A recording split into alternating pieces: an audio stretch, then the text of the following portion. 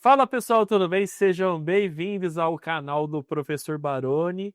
E nesse quadro aqui a gente fala sobre liberdade financeira e viver de renda passiva através dos fundos imobiliários. E no episódio de hoje a gente vai ter uma conversa muito legal com o Leandro, que tem 44 anos, investe ali em fundos imobiliários há mais ou menos uns 6 anos, passou por pandemia, comprou FI barato, focando dividend yield, não deu certo, fez coisa errada, fez coisa certa. Tem muita história para vocês verem. Então, já fica até o final do vídeo, mas antes, deixe o seu like, se inscreva no canal, que esse episódio eu tenho certeza que vai ser essencial para você que pensa, será que os fundos imobiliários fazem realmente a diferença? Eles são o investimento certo para mim? Então, tenho certeza que esse episódio vai te ajudar, tá bom? Então, fica até o final, não se esqueça de interagir aqui com o vídeo e bora para o episódio.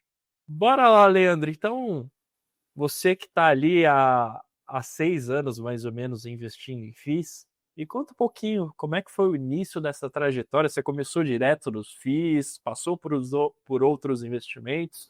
Como é que é um pouquinho da história do Leandro Investidor? Conta pra gente.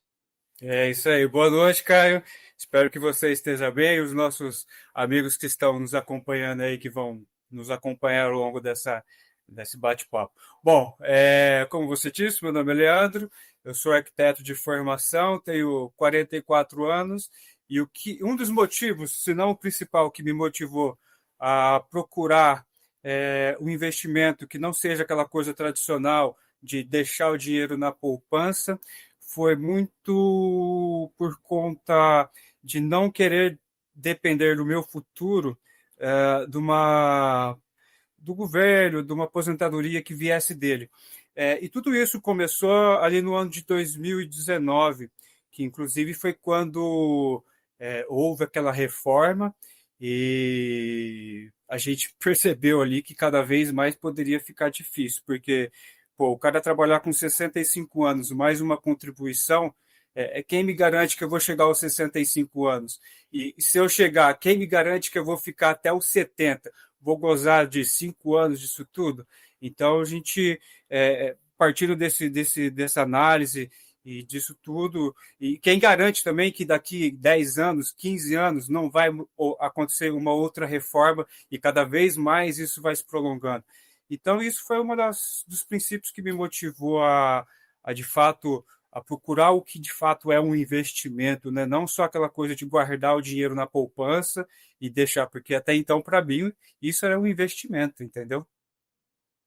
Legal, então, resumindo aqui para o pessoal que está assistindo a gente, você falou: eu não quero ficar esperando a sorte bater na minha porta ali para ver se eu vou conseguir me aposentar de verdade ou não pelo governo, pelo INSS, e vou tomar meus próprios meios aqui e vou correr atrás da minha liberdade financeira. Tô correto?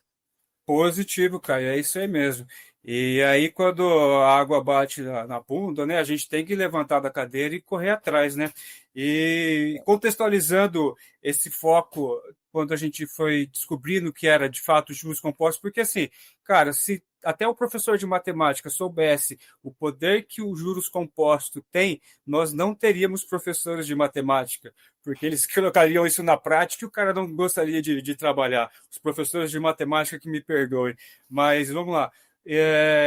Numa determinada mês dessa mudança aí de 2019, eu retornei a um escritório que eu trabalhava, né? E conversando a respeito disso, de aposentadoria, de tempo, teve um amiguinho chamado Felipe, que ele veio com esse papo de juros compostos, o poder, e que cada vez mais o dinheiro possa trabalhar para nós. E aí ele falou questão de ações, pagadoras de dividendo, e falou de fundos imobiliários, porque existe aquele ditado que eu escutei muito durante a minha vida: quem compra terra não erra, né? Depende do tipo e a terra que você está comprando. E aí aquilo me. Inclusive hoje eu vi um comentário nas redes do professor Baroni É, indagando justamente sobre isso. Seriam os fundos imobiliários o novo ditado de quem compra terra não erra?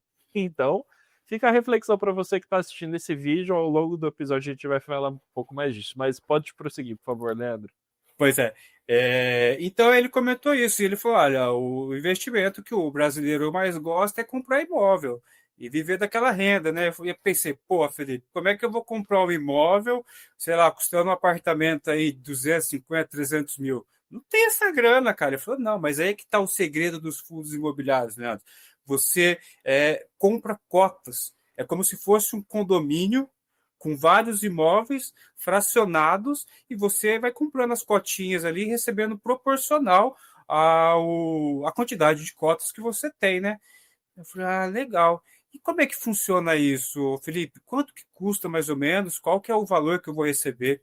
Então, para exemplo didático, ele falou assim, Leandro, imagine, ó, isso 2019, a bolsa e os fundos, assim, lá em cima, né? Ele falou, Tava Leandro, em atenção, né? pois é, cara. Então você via aqueles yields amassados assim, né? Diferente de hoje que a gente está com mais de oportunidades, Caio. Pois bem.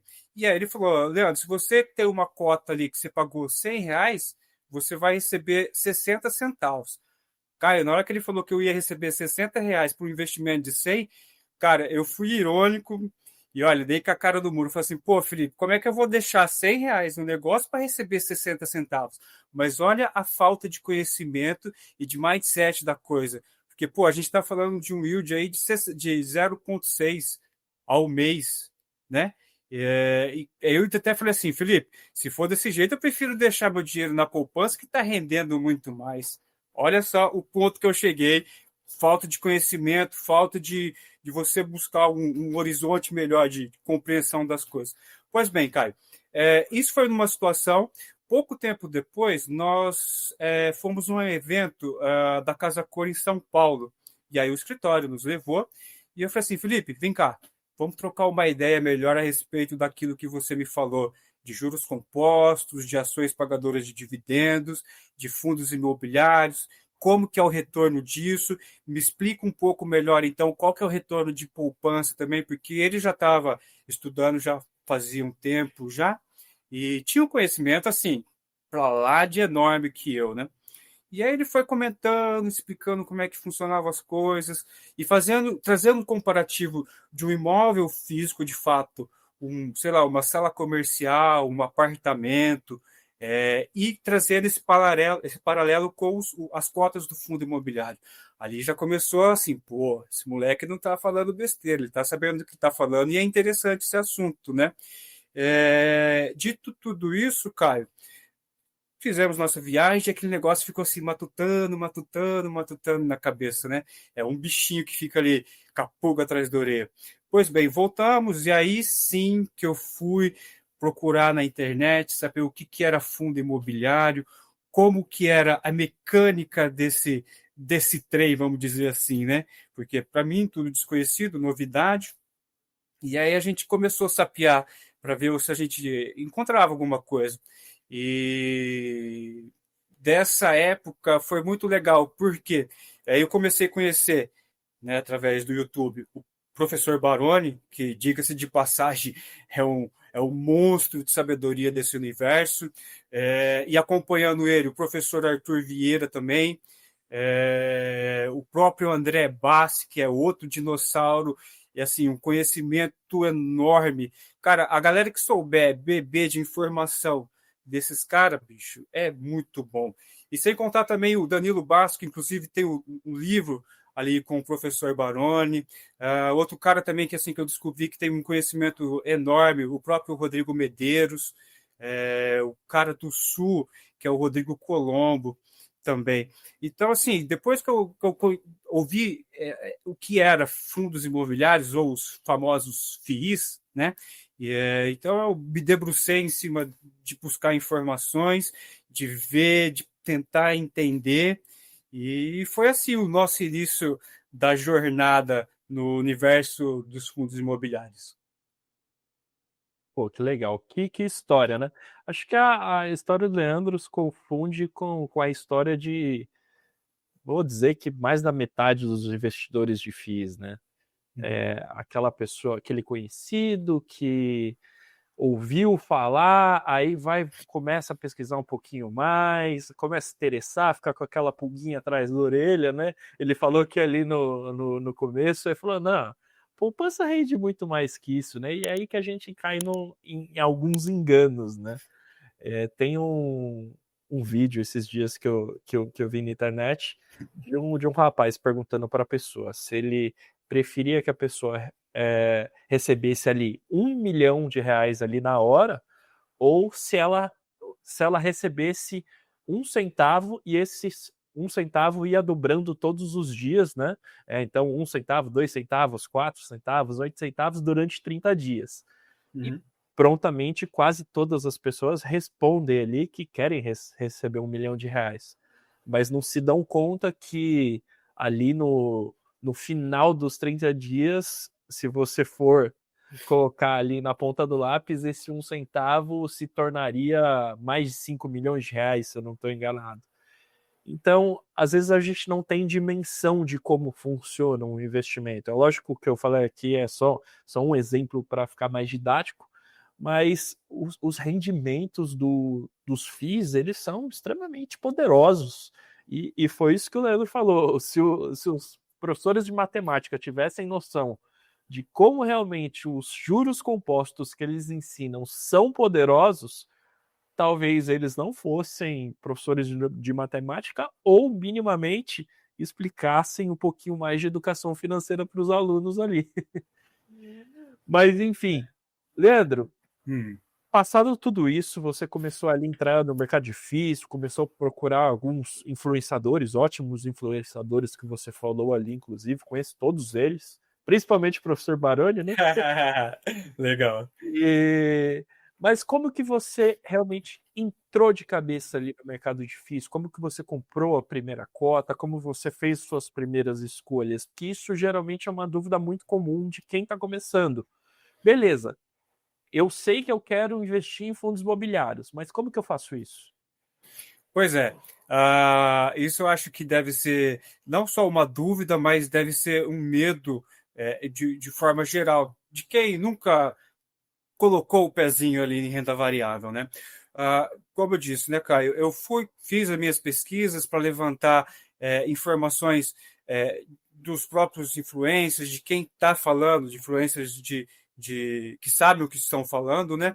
E ali a gente pega os fundos mais falados na época, né? Não vou citar nome por enquanto, assim, mas enfim. E aí a gente vai pesquisar, e beleza, você vai lá, digita na internet, sei lá, HGRU, pá, aí aparece lá os sites de pesquisa, aí você vai e clica lá. Pô, a primeira vez que você está observando aquilo, você fica perdido. Fala, cara, o que é esse monte de informação, esse monte de número? E você não entende porcaria nenhuma. E aí, beleza, aí você vai passando, né, a página rolando, aí você vê, pô, fundo híbrido. O que é um fundo híbrido? Não fazia a menor ideia. Pô, fundo de papel. Uai, papel?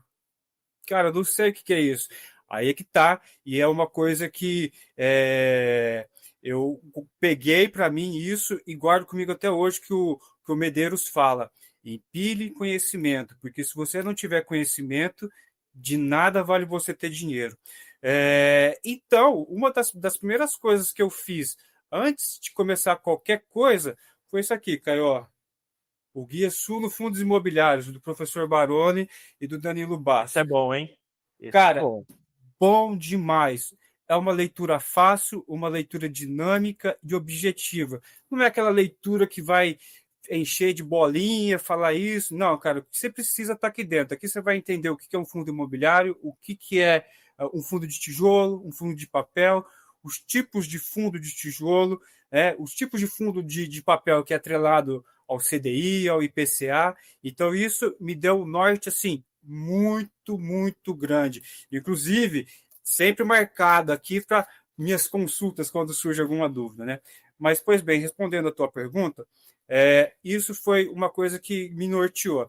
E a partir disso, com muitos sites de pesquisas, a gente começou a ali pegar um fundo, outro, procurar entender pelos relatórios gerenciais que o fundo tinha, o que o fundo fazia. Lógico, no começo, assim, é muito raso o conhecimento que eu tinha, então, cara, fui absorvendo e tentando abrir a mente o máximo possível. Só que, em paralelo a isso, olha só, é onde começa os erros dos investidores que não têm aquela certa paciência, né? Pô, abri a conta na XP, opa, e fui embora ali para começar a comprar os fundos. E assim, um dos primeiros fundos que eu adquiri foram três. Foi o antigo SAAG, que hoje é o RBVA, depois um fundo de escritórios da Pátria, que é o PAC-T, se não me falha a memória, e depois um fundo da Vinci, que é o de shopping, que é o VISC. Então, esses foram a minha primeira compra, 3 cotinhas de cada um ali, para ver como que era a dinâmica. E o meu primeiro aporte de compra foi no dia 29 de janeiro de 2020. Ou seja, então eu já comprei, no outro mês eu já ia receber. Pô, recebi ali a graninha e falei, pô, legal. Então esse negócio funciona mesmo, não é conversa que eu vou comprar e vou ficar sem receber o meu aluguelzinho, né? Então eu adquiri esses fundos e, assim, fui comprando um ou outro, aumentando as posições desses fundos. Sabia que era um fundo de agências, sabia que era um fundo de escritórios e sabia que era um fundo de shopping. Pô, tô o bichão, tô sabichão, né? Vou comprar até. E aí a gente Tem vai. uma pergunta para você, Leandro. Vamos Te lá. tranquilizava saber que por trás daquelas letras e números tinha um tijolo por trás? Ou você não se apegava muito nisso? Ô, Caio, confesso para você que, assim, por mais que a gente tinha conhecimento que aquilo era o fundo imobiliário e tinha um tijolo, era mais visível o ticker, a letrinha, o númerozinho ali, do que de fato o tijolo por detrás daquilo tudo, né? Porque, como a gente está acostumado, pô, se eu tenho um imóvel, eu tenho a escritura. Se eu tenho a escritura, aquele imóvel é meu e de mais ninguém. Só que aí, com o tempo, a gente vai vendo que, se de fato, a gente tem escritura daquele imóvel também, que é um shopping. Como? Sua nota de corretagem. Você comprou, você pagou, aquilo é a sua escritura. Ponto, né? Então, hoje, sim, hoje eu não olho mais apenas o ticker ali, mas sim o que está atrás do ticker, né? Que é o que de fato vai me corrigir a inflação durante os anos, vai contribuir para que a bola de neve comece a tomar força e aumentar e chegar até onde todo investidor busca o ponto mais alto, que é a independência financeira e a liberdade financeira. Então, Caio, hoje eu tenho essa consciência, mas naquela época eu saí comprando. O erro, né? Pô, eu saí comprando Saag. Saag era o fundo de agência bancária. Pô, quantas agências bancárias de 2020 para cá já não fecharam, né? Lógico. Não precisa nem muito longe, só em 2020. Pois é, fechou um monte. Só que, olha o racional, né? Pô, você está comprando um fundo imobiliário, uma cota ali, você não está comprando um inquilino, você está comprando porque tem um imóvel atrás daquilo lá. Mas errado porque eu não me aprofundei para comprar de fato. O do Pátria é legal. Comprei porque, pô, tinha uns prédios massa demais, cara. Eu, como arquiteto, falei, pô, sou sócio disso daí, cara. Não tem como, né? E agora, o fundo de shopping, pô, não tem o que falar. Só quando o imóvel, não digo nem o imóvel, mas o shopping ainda não passou por aquele processo de maturação, de desenvolvimento, que ainda assim vai ser um shopping pequeno. Mas, pô, você pega os grandes fundos de shopping, a maioria deles, se não todos eles, são bem maturados, né?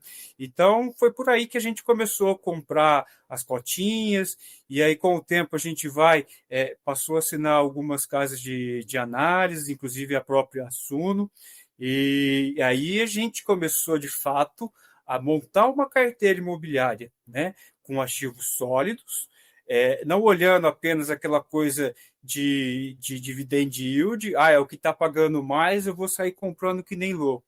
Errado, não façam isso, pelo amor de Deus. Busquem conhecimento antes de fazer isso daí, né?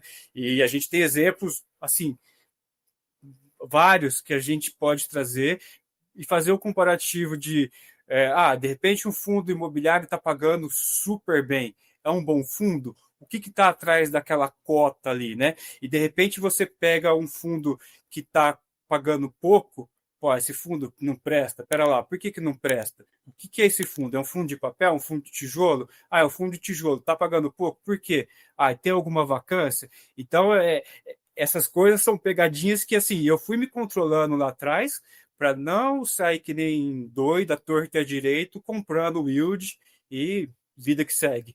Porque se fosse isso, pode ser que o patrimônio que eu tenho hoje pudesse estar totalmente dilapidado, melhor, destruído, né? E aí eu seria mais uma a falar, pô, fundo imobiliário não presta. E não é isso, pelo contrário. É um veículo. Cada vez que eu escuto isso. Pois é, Caio. Sabe, se toda vez que uma galera tiver digo assim, prejuízo, mas eu vou te dar uma explicação. Toda vez que a pessoa vê um prejuízo de tela e falar que o fundo não presta, pera lá, por que não presta? Né? Você está investindo em imóveis, cara. O que você está vendo na tela ali é uma oscilação de mercado que todo mundo está vendendo, todo mundo está comprando. É oferta e demanda, é uma feira. Pô, se o cara vendeu tudo, as mangas da banca dele, acabou. E se de repente está chegando mais, ou se tem um concorrente na frente, e aí o prejuízo para mim, Caio, só vai se tornar fato se eu vender. Se eu não realizar a Quando você realiza o prejuízo. Pois é, se eu não realizar meu prejuízo, vai estar ali bonitinha, minha cotinha. Lógico, o patrimônio vai oscilar, mas tem uma coisa muito importante e interessante que o senhor Luiz Barsi fala, que é o seguinte: patrimônio não paga as contas, o que paga as contas é o seu rendimento. Então, por exemplo, eu posso colocar 1 milhão lá hoje, daqui, sei lá, um ano, está 750 mil. Só que se o patrimônio aumentou, cara, tá tudo certo, tá tudo em paz, entendeu? Seu rendimento aumentou, né? Pois é, exatamente isso. O patrimônio vai oscilar, mas se o meu rendimento oscilar para cima, pô, maravilha, cara. Entendeu? Legal. E, bom, você falou que já assinou algumas casas de análise, inclusive a própria Suno, então Já. vamos assumir que um pouco da sua carteira hoje tem um pouco de participação, de repente, de algumas carteiras recomendadas, ou não? Você fazia essa análise de forma mais individual? Não, tem. Eu não sou um expert e muito menos um sábio do mercado para bater no peito e falar assim, não, esse fundo presta, aquele, quer dizer, serve ou aquele não serve para mim, então eu vou seguir assim. Ô, Caio, quando eu comecei, de fato, buscar as research, né, as casas de análise, eu tenho comigo o seguinte, beleza, eu vou comprar tudo aquilo que está na carteira recomendada? Pode ser que sim, pode ser que não, porque eu tenho que desenvolver meu senso crítico também.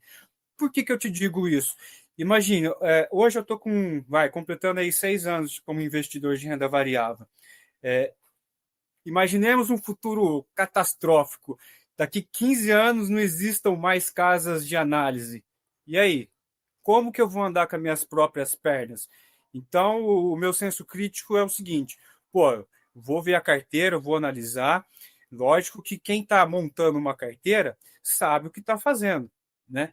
E, então a pessoa vai colocar qualidade ali para que o assinante ele tenha uma certa previsibilidade dos rendimentos que a carteira está gerando, né? Mas, por exemplo, aí já é um particular muito meu, fundo de escritório ou qualquer tipo de fundo que esteja exposto ao Rio de Janeiro. Então, assim, eu já não gosto muito. Então, por exemplo, tem um determinado fundo que tem imóveis 80% só Rio de Janeiro. Então, o meu senso crítico fala que assim, não, vamos permanecer em São Paulo, porque é o maior estado em questão de PIB. Não que o Rio não seja um bom estado, mas é uma preferência minha, entendeu? Muito por conta de vacância também. Então, você pode pegar alguns fundos que, de fato, a cota está amassada. Por quê? tem uma certa Principalmente quando a vacância. gente fala em escritórios que vamos dizer que 90% do mercado nacional está dentro de São Paulo, está dentro da Faria Lima, está dentro da Chucri Zaidan, da Avenida Paulista. Então, se você sai um pouco desse miolo, é natural que você encontre uma vacância um pouco maior, porque as empresas querem estar ali naquela região. Exatamente isso, concordo plenamente contigo. E assim, estou no estado de São Paulo, estou na região noroeste aqui do estado, mas do interior. Mas ter o conhecimento do que acontece em São Paulo, quais são os principais eixos ali, é muito mais fácil para mim do que do Rio de Janeiro. Lógico, eu poderia pegar aqui, perder meu tempo, perder o tempo não, mas pesquisar, levantar informação, empilhar o conhecimento do que acontece no Rio de Janeiro. Então, pelo meu senso crítico, cara, prefiro não me expor. Prefiro o estado de São Paulo, algumas outras regiões, mas quando se fala em questão de escritório, eu evito o Rio. Mas, assim, 80%, 70%, 80% do que tem uma carteira recomendada, pelo menos na época, eu sempre procurei manter ali. Até mesmo porque, por exemplo, imagina se eu pego um fundo que a casa não cobre. Aí deu um piripaque, alguma coisa. Eu vou ser mais um pipoqueiro a sair vendendo ou eu vou segurar? Bom, eu teria que segurar, porque se eu estudei o fundo, fui atrás de informações, fui ver os relatórios, acompanhei ali as DRE dele, tá tudo bonitinho, tá legal, tem alguma vacância, é um fundo que está alavancado ou não, cara, se tá dentro do meu checklist ali que passou, cara, tá tranquilo. Agora, se é um fundo que deu algum problema, por exemplo, que nem um Hectare da vida, um Deva ou um Versalhes, pô, que eu vou fazer? Eu vou vender e ser mais um ou eu vou segurar esperando que aquilo vai melhorar algum dia? Então, o senso crítico parte disso, Caio, mas principalmente na parte de tijolo, porque o papel eu acho uma dinâmica assim. O cara tem que saber o que ele está colocando na carteira, ele não pode colocar qualquer coisa. Imagina que se lá atrás eu tivesse colocado, sei lá, 10, 15, 20% nesses fundos que eu acabei de mencionar, que estavam com o yield de brilhar os olhos. Minha carteira hoje teria uma perda de mais de 70%.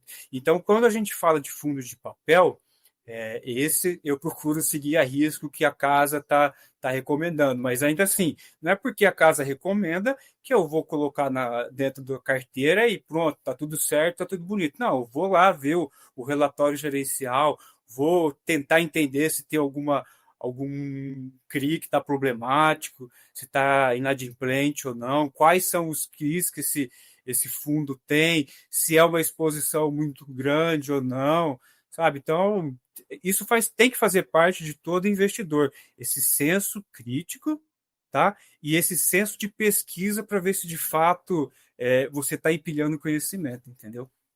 Bom, Leandro, e só para o pessoal de casa entender um pouco, vamos falar um pouquinho ali de quanto que você está ali na sua renda passiva e também como é que você está ali diversificado na sua carteira, tanto fundos imobiliários e outros tipos de ativo e dentro dos setores de fundos imobiliários. Certo. Vamos lá. A minha carteira é 100% renda variável, né? Então, dentro da minha carteira, cara, eu tenho uma exposição que lá atrás, pegando um ganchinho nisso, explicando também o racional e que planos foram feitos para serem mudados, porque senão não seriam planos. No início, quando eu comecei a investir, brilhavam os olhos, questão de ações pagadoras de dividendos e os fundos também pagando aquela renda mensal. Então chegou um determinado ponto que a minha carteira ela ficou 50-50. 50 ações, 50% de ações, 50% de fundos imobiliários. E aí eu tinha traçado uma meta para mim o seguinte, cara, eu preciso ganhar dinheiro, preciso dar um jeito de aumentar meu fluxo de caixa, seja eu trabalhando mais, enfim, tinha que fazer alguma coisa.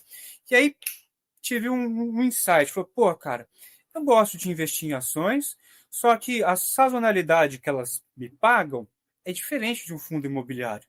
Elas estão me pagando ali, dependendo da ação, mensal, pouquinho, mas estão pagando trimestral, semestral ou até mesmo anual. E trazendo para os fundos imobiliários, pô, o fundo está pagando ali, ó, na veia, todo mês eu estou comprando, tô aumentando, sei lá, que seja 10, 15, 20, 30 reais por mês o rendimento do mês. Então, nessa época... Tem um ponto importante que eu gostaria de acrescentar, comparando as ações com fundos imobiliários.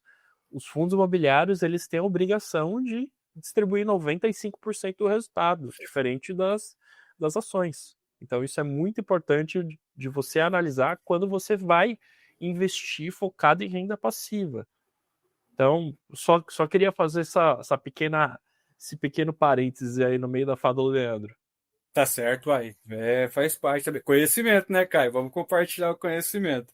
E então, por essa métrica dele ser obrigado a distribuir 95% dentro do semestre e pagar ali mensalmente, eu comecei a pensar o seguinte: pô, eu vou diminuir a minha exposição em ações, não vou vender, ou fiz ali pequenos giros e concentrar mais nos fundos imobiliários com o pensamento seguinte: cara, ali eu estou aumentando o meu caixa todo mês.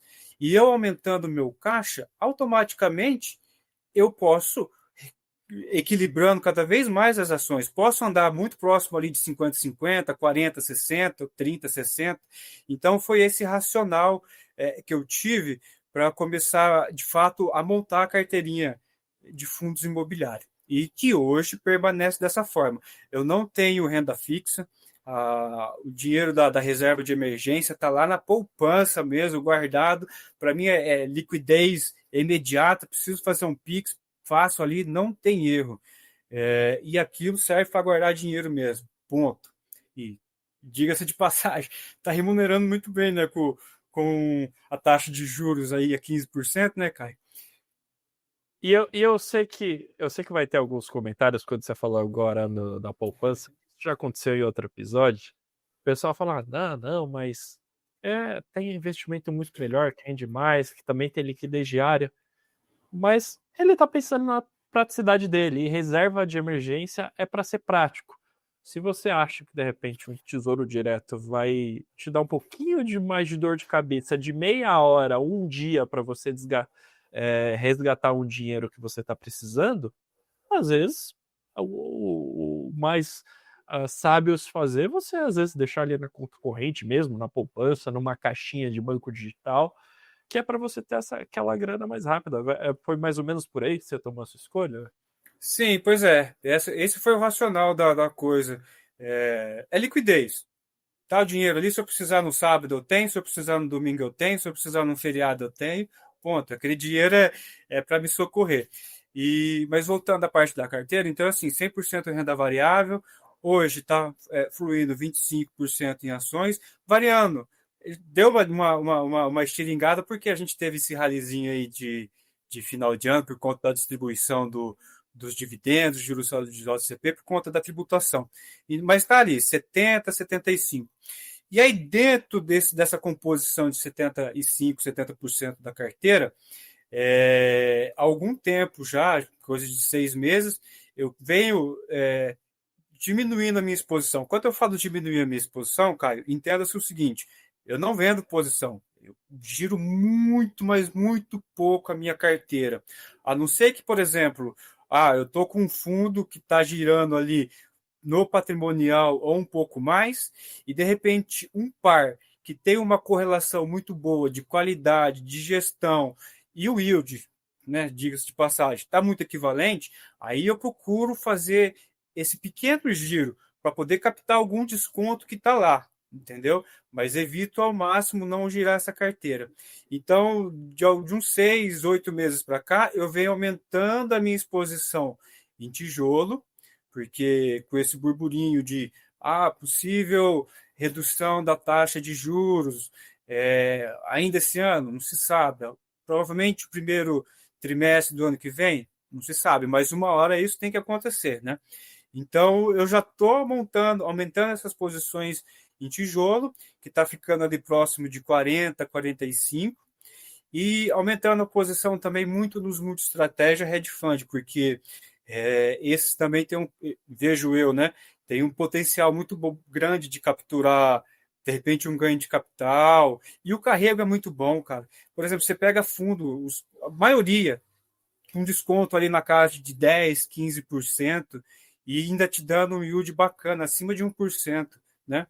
Então, aí a carteira dos hedge funds, ali, a parcela e do multi-estratégico está aí em 35, 30, e o que sobrou ali, 25, 30 com oscilação, a papelada.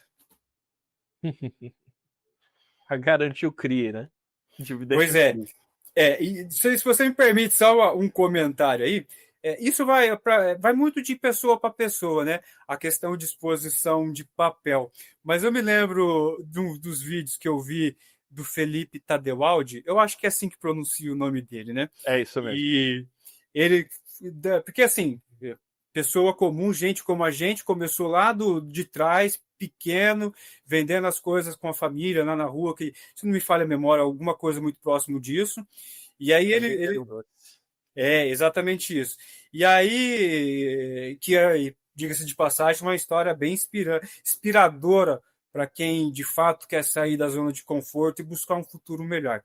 Felipe, Enfim, ó, quem quiser assistir esse episódio aqui que ele tá mencionando, vou deixar aqui na descrição do vídeo, no balãozinho que tá aparecendo aqui para vocês também. pois é.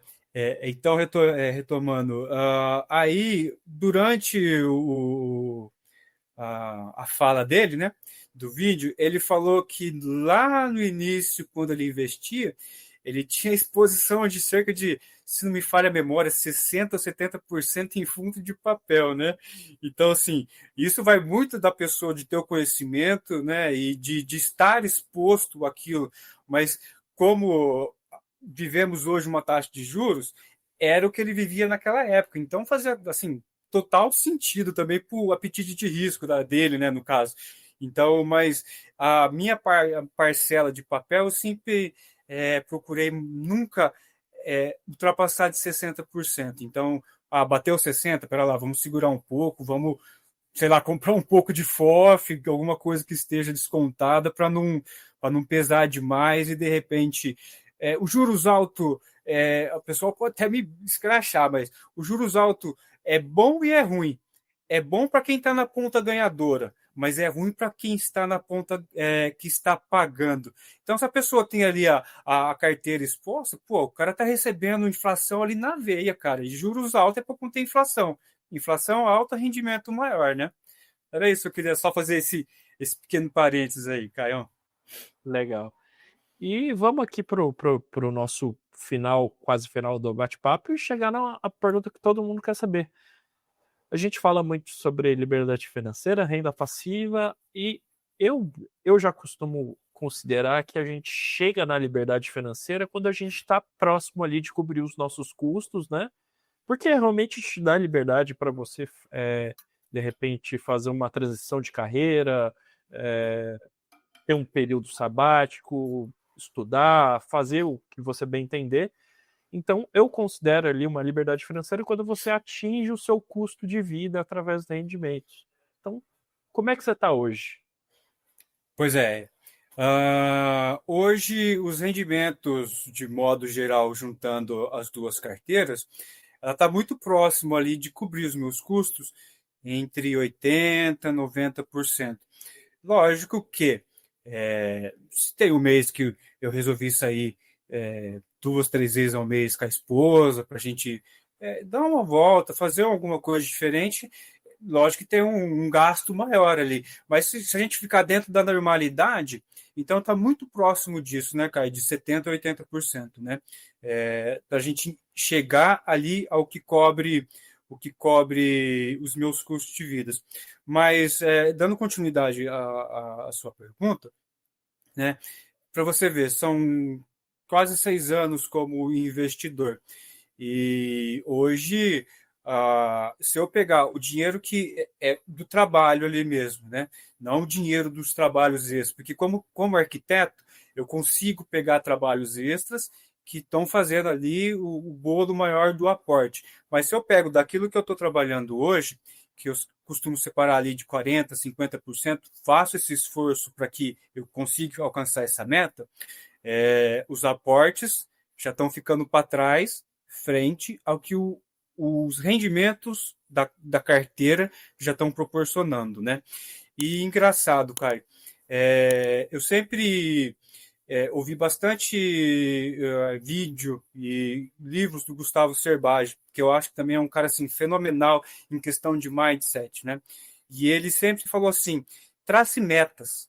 Pô, você fez uma meta, você conseguiu alcançar aquela meta? Pô, tira alguma parte daquilo que você guardaria e vai se presenteie, né? Seja num jantar, seja numa viagem, alguma coisa assim.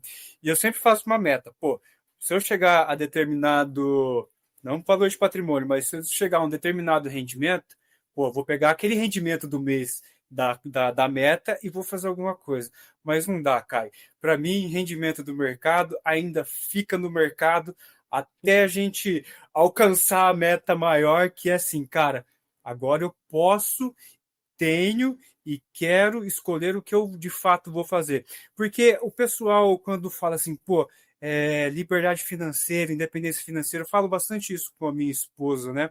De quando eu alcançar é aposentar.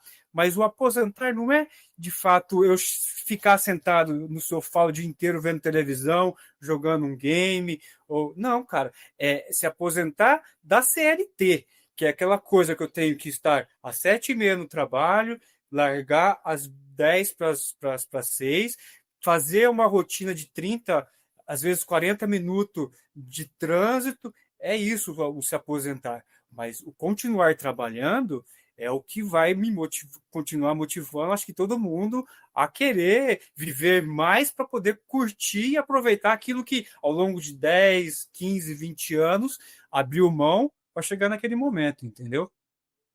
Legal. Inclusive, depois que você, na teoria, para de trabalhar, né, sai do CLT, os FIIs, eles dão um trabalhinho para você acompanhar, né? Então, se você tem que ter uma carteira com 10 a 20 FIIs, sai fato relevante o tempo todo, sai relatório gerencial o tempo todo. Então, quando você se aposenta, você tem coisa que você pode fazer, é lógico. Tem as research, assim como a Suno, que te facilitam o trabalho, te entregam um conteúdo mais mastigado, mas se você não quiser ficar parado, tem coisa que você pode fazer pra caramba no mercado financeiro, ainda analisando a sua carteira. É lógico, não vai ficar olhando o tempo a tela o tempo todo, olhando o preço se movimentar, porque também ninguém quer fazer day trade com FIIs, né? Não, de forma alguma.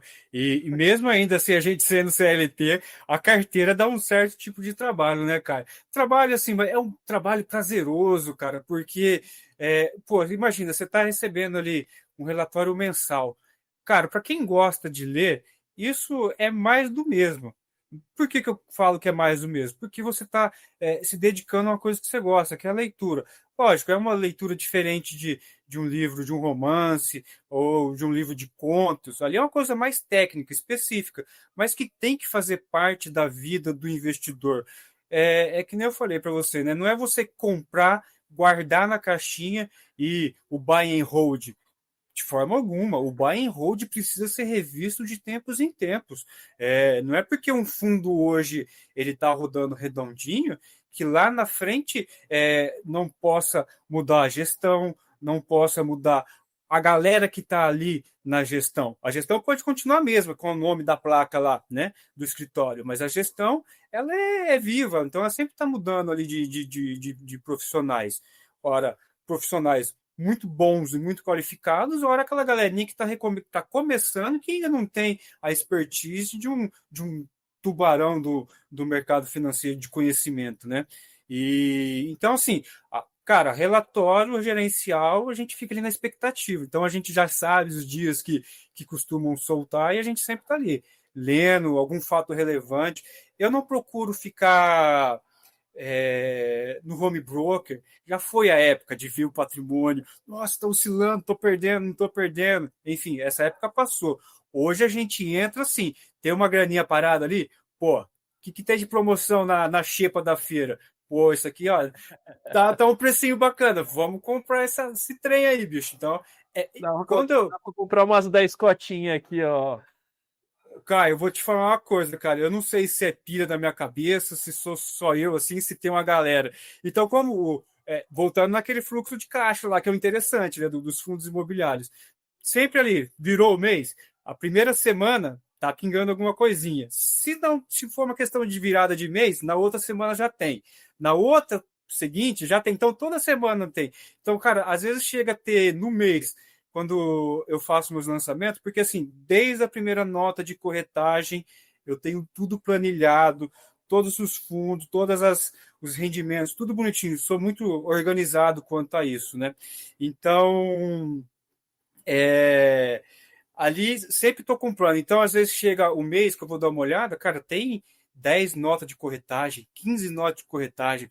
Pode parecer uma pira, mas, pô, 100 que entrou ali, cara, são 10 cotinhas base 10, bicho. Então, ali, já tô aumentando o bolo. Ah, de repente não foi esse fundo que me pagou, foi um outro fundo base 100. Pô, mas dá tempo de pegar o rendimento desse fundo? Vamos comprar esse daí, cara. Então, assim, eu sempre procuro ter essa dinâmica comigo mesmo e, assim, dinheiro parado é dinheiro morto, bicho, nessa situação. Bota o trem para trabalhar e é mais alguém ali que tá fazendo a bola girar, empurrando ela para que isso se torne cada vez maior. Pô, Leandro, então a gente está chegando aqui no final do nosso bate-papo. Foi até um pouquinho extenso, né? Um pouquinho maior do que a gente costuma fazer, mas o bate-papo bom é assim, aquele que flui e a gente nem vê a hora passar, né? Legal. Eu queria muito que você desse um recado aqui para quem está querendo começar os FIIs, gostou um pouquinho da sua história, quer se espelhar um pouco no que você fez. A palavra é toda sua, Leandro. Tá lá, vamos lá, Canhão. Bom, antes de mais nada, não deem o passo maior que a perna. Mais uma vez, mencionando o nosso querido Rodrigo Medeiros. Empire conhecimento. Sem conhecimento, vocês não vão conseguir chegar a lugar algum. Pode ser que você seja uma exceção e você consiga, mas vai ser aos trancos e barrancos e cometendo muito erro. É preferível cometer um erro e aprender do que você ficar patinando, patinando. E quando eu falo em pedir conhecimento, vão ler, vão procurar o que é um fundo imobiliário, qual que é a dinâmica e quer conhecer o beabá dos fundos imobiliários? Está aqui, ó. Esse é o guia que não pode faltar na cabeceira de cama da galerinha. E, Caio, se você me permite, por mais que seja o eu fiz, isso aqui, ó, Thiago Reis foi que indicou, lá atrás eu comprei. Cara, atualíssimo, atualíssimo. E, bom, empírico conhecimento, esse é o ponto principal. E uma coisa que eu assim, fui forjado a ferro e fogo, porque eu comecei a investir em 2020, cara, janeiro. 3 meses depois, mercado despencou, cara. E eu, exatamente isso. Ladeira abaixo e vamos que vamos. Caio, eu olhava aqui, eu falei, Jesus, estou no caminho certo, o que eu tenho que fazer? Tenho que comprar, tenho que vender? Mas ali a gente manteve a calma e, assim, no estralo que o conhecimento foi nos ajudando. Cara, enquanto todo mundo está indo para o lado esquerdo, desesperado, por que você não vai para o lado direito? Então foi aonde eu fui comprando as cotinhas. Porque, assim, se a história nos ensina alguma coisa, a história nos ensina, pode ser que ela não se repita. É que o que aconteceu no passado tem grande possibilidade de acontecer no futuro. Então, se você pega lá os grandes picos de queda que houveram na Bolsa, cara, quando ela retoma o bull market, que é o disparar para cima, cara, quem comprou lá atrás enquanto todo mundo estava vendendo, assim, sorriu de orelha a orelha. Então, pô, não se apeguem a preço de tela, porque, como eu havia comentado, né, o que paga as suas contas e o seu lazer não é o patrimônio, mas sim o rendimento que aquele patrimônio ele te fornece. E quedas nunca vejam como problema, e sim como amigo seu, porque são nas quedas que você compra um descontos boníssimos, coisas assim. Imagina a galerinha que vendeu no final de 2024 para 2025, com o mercado de fundo imobiliário desabou, A minha carteira chegou a ficar 30% negativa, Caio. Aquilo eu tive que olhar e falar assim, cara, não é possível. Será que estou no caminho certo? Depois de mais de 5 anos. Mas não, continuei firme a minha estratégia. Estou colhendo os frutos e espero colher muitos frutos ainda, Caio. Então, o que eu tenho para dizer para a galera é isso, cara. Não desista, comecem. É pouco o dinheiro de aporte, seja 50, seja 100, seja 200. Cara, não para, porque quando você vê o montante que aquilo pode te render e aonde isso pode te levar, é só sucesso. É isso que eu tenho para dizer para a galera, meu querido. Meu, perfeito, perfeito. Eu gostei muito desse episódio de hoje, que ele foi super didático. E uma dica que eu posso dar também, que é algo que eu já falei ao longo de vários episódios aqui no Como Eu Fiz, e que ele também já falou, coloca pequenas metas. O professor Baroni sempre fala, um tijolo de cada vez, não dê grandes passos.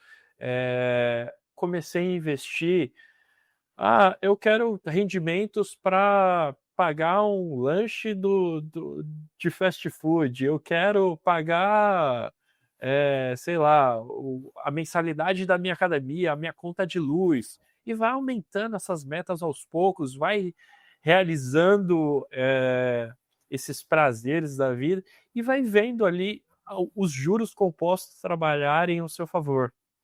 É só isso que eu te falo. Se mantenha firme, cabeça no lugar. E se você que está assistindo esse vídeo aqui não sabe por onde começar, na descrição vai ter alguns materiais gratuitos. Tem grupo de FIIs, tem planilha, tem e-book gratuito, não esse que ele mostrou aí, porque esse daí está disponível na Amazon. Inclusive, eu vou deixar o link para vocês, inclusive, se vocês quiserem adquirir esse e-book na Amazon. Tanto a versão digital quanto também o físico para chegar na casa de vocês, que nem ele tem aí. Mas temos vários materiais gratuitos aqui para vocês aproveitarem. Lembrando, os comentários aqui estão abertos para vocês que tiverem qualquer dúvida. Instagram do professor Baroni, o meu próprio Instagram, caso vocês tenham alguma dúvida, eu vou ter o prazer de ajudar vocês. E é isso. Tenham fé que aos poucos a gente vai trazendo a liberdade financeira para cada vez mais pessoas.